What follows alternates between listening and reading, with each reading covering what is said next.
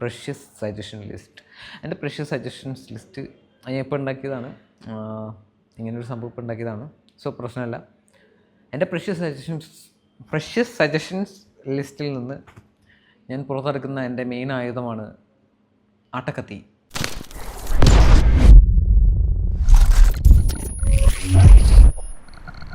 ക്ലാസിക്കാണ്, സത്യത്തിൽ സംഭവം ക്ലാസിക്കാണ്. ആട്ടക്കത്തി ഒരു ക്ലാസിക്കാണ്. ആ സംഭവം മുന്നോട്ടേക്കുന്ന plot, end of the day എന്താണ് പരിപാടി എന്നുള്ളൊരു സംഭവം ഞാൻ അതിനെപ്പറ്റി ഒന്നും പറയുന്നില്ല. ഫുള്ളി ഫിൽമി എന്ന് പറഞ്ഞ യൂട്യൂബ് ചാനലിൽ ഇതിനെ പറ്റിയിട്ട് പറയുന്ന ഒരു സംഭവമുണ്ട്. അതായത് തൃഷ ഇല്ലന, നയൻതാര ഇല്ലന, വേറെ അത് എന്നൊക്കെ പറഞ്ഞിട്ട്, അതായത് ഒരു പെണ്ണ് പോയാൽ അടുത്ത പെണ്ണ്, ആ പെണ്ണും പോയാൽ അടുത്ത പെണ്ണ്, അങ്ങനെ പറയണമല്ല, അങ്ങനെ ആയിട്ട് കംപ്ലീറ്റ്ലി ലൈഫ് അങ്ങനെ വേസ്റ്റ് ചെയ്ത് കളയുന്ന ആൾക്കാരുടെ അടുത്ത് സിംപ്ലി സിനിമ എന്താണെന്ന് പറയുന്ന ഒരു സംഭവമാണ്. ഇവളില്ലെങ്കിൽ അടുത്തുള്ള അവളില്ലെങ്കിൽ അടുത്തവള്, അവളും ഇല്ലെങ്കിൽ അടുത്തവള്, അവളും ഇല്ലെങ്കിൽ അടുത്തവള്, അങ്ങനെ അടുത്ത ഒരു സംഭവമാണ് ഈ സിനിമ. ബൾക്കി പോസിറ്റീവ് എനർജി തരുന്നൊരു സിനിമയാണ്. പക്ഷെ എൻ്റെ ഒരു സിനിമ എത്ര താണെങ്കിലും സിനിമ അവസാനിക്കുന്നത് ഒരു ക്ലൈമാക്സ്, അങ്ങനത്തെ ഒരു ക്ലൈമാക്സ് പടത്തിലുള്ളത്. പാരഞ്ജിത്തിൻ്റെ ഫസ്റ്റ് പടമാണ് ആട്ടക്കത്തി എന്ന് പറഞ്ഞിട്ടുള്ളത്. ഈ പടത്തിൻ്റെ പേരിലാണ് ആ പടത്തിൽ അഭിനയിച്ച ലീഡ് ആക്ടർ ദിനേശ്, ആട്ടക്കത്തി ദിനേശ് എന്നാണ് അറിയപ്പെടുന്നത് തന്നെ.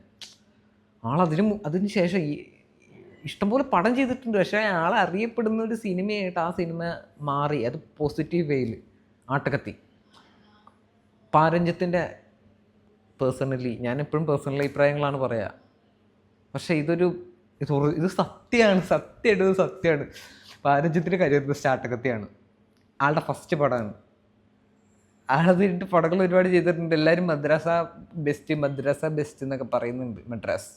മദ്രാസ ബെസ്റ്റ് എന്ന് പറയുന്നുണ്ട്. പക്ഷെ മദ്രാസ് നല്ല സിനിമയാണെങ്കിൽ കൂടി ആട്ടക്കത്തിയാണ് ആളുടെ കരിയർ ബെസ്റ്റ്. ആട്ടക്കത്തി അത്ര അടിപൊളി പടമാണ്. അത്ര നല്ല സിനിമയാണ് ആട്ടക്കത്തി. ഈവൻ ഈ ആട്ടക്കത്തി ഒറ്റൊരു പടം വെച്ചിട്ട് വേണമെങ്കിൽ മെയിൻ സ്ട്രീം ഏത് ഡയറക്ടേഴ്സിൻ്റെ അടുത്ത് വേണമെങ്കിലും പാരഞ്ജിത്തിന് കോമ്പീറ്റ് ചെയ്യാം.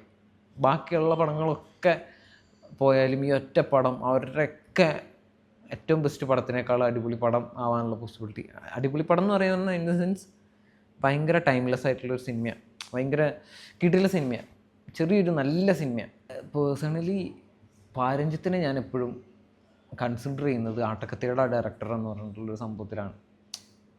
ആളുടെ പ്രൊഡക്ഷനിൽ നല്ല സിനിമകൾ വരുന്നുണ്ട്, ഡയറക്ടോറിയൽ പരിപാടികളുണ്ട്. അതായത് സാർപ്പട്ടയൊക്കെ അത്യാവശ്യം നല്ല റീച്ചുള്ള സിനിമകളാണ്. ചിലപ്പോൾ അത് മാത്രമായിരിക്കും മെയിൻ സ്ട്രീമിൽ ആൾക്കാർ ശ്രദ്ധിച്ചിട്ടുള്ള ഒരു സിനിമയായിട്ടുള്ളതെന്ന് തോന്നുന്നു. ഈവൻ രജനീകാന്തിൻ്റെ അടുത്തൊപ്പം വേറെ ആൾക്ക് പടമുണ്ട്, കാലയുണ്ട്. പക്ഷേ പാർപ്പട്ടയാണെന്ന് ആൾക്ക് ഇച്ചിരി ഡയറക്ടർ എന്ന നിലയ്ക്ക് വിസിബിലിറ്റി കിട്ടിയിട്ടുള്ള സിനിമ. പക്ഷേ ആളുടെ ഫസ്റ്റ് പടമാണ് ആളുടെ ബെസ്റ്റ് പടം.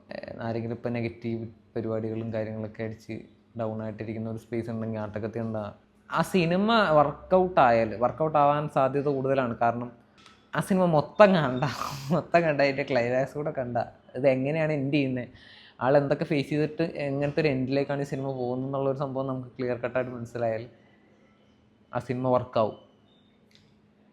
ഇച്ചിരി പോസിറ്റീവ് ഇൻറ്റൻറ്റ് കിട്ടും, പോസിറ്റീവ് പരിപാടി വരും.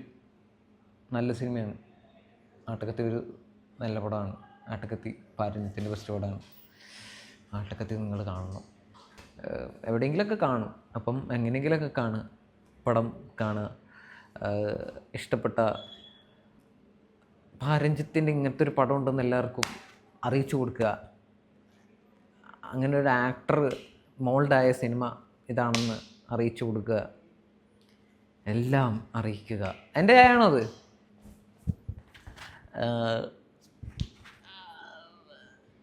ഒന്നുമില്ല.